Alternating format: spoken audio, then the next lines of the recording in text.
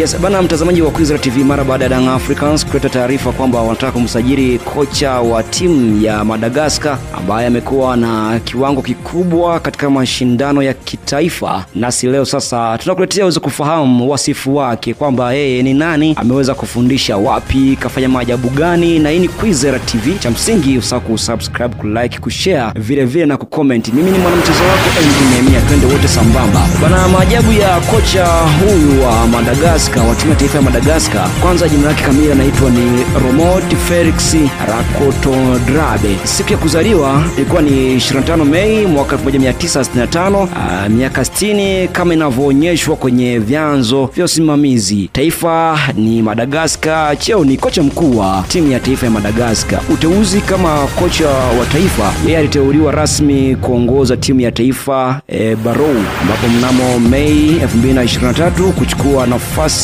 baada ya kocha wa zamani Nicolas Dupuy kuondoka pale katika timu hiyo ya Madagascar. Ujuzi au sifa zake, anapendelea mfumo wa mpira unaoshirikisha mashambulizi na mpangilio mzuri wa ulinzi. Anasisitiza nidhamu moja na kikosi ustahimilivu na kiakili. Ana uwezo wa kubadilika kivitendo kulingana na mpinzani na hali ya mechi ilivyo. Yani yeye mechi ikiwa ina tempo kubwa anabadilika, mechi ikiwa ina tempo kubwa anabadilika. Kwa hiyo ni kocha ambaye ana mbinu kubwa zaidi ambazo zinaweza zikasaidia katika kikosi cha Young Africans mafanikio au vitendo vya kusisitiza katika mashindano ya CHAN, African Nation Championship. Chini ya uongozi wake, Madagascar imeonyesha utendaji bora na nguvu kubwa ya ushindani. Alipigiwa best coach of the group stage kwenye CHAN kutokana na utekelezaji mzuri wa timu yake katika hatua ya makundi.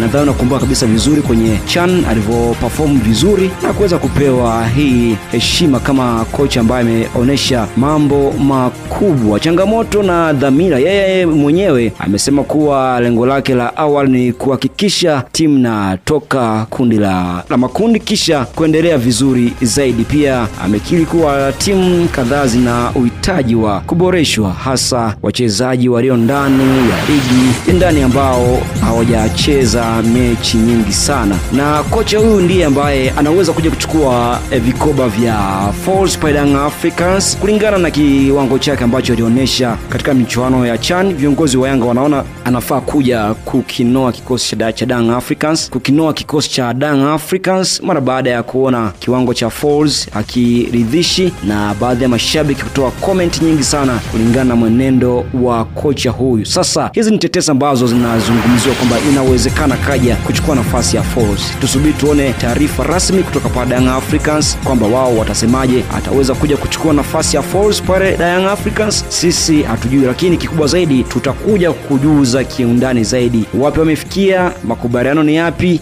Je, Falls anaondoka au vipi? Na ikumbukwe kwamba Young Africans wanajiandaa na michuano ya kimataifa. Hii ni Kwizera TV. Usahau kutufuatilia kila siku na kutoa maoni yako na kusubscribe kwenye YouTube channel yetu ili kabisa uwe wa kwanza kupata taarifa zetu tunapoziweka hapa. Asante, nami ni mwanamchezo wako Nehemia.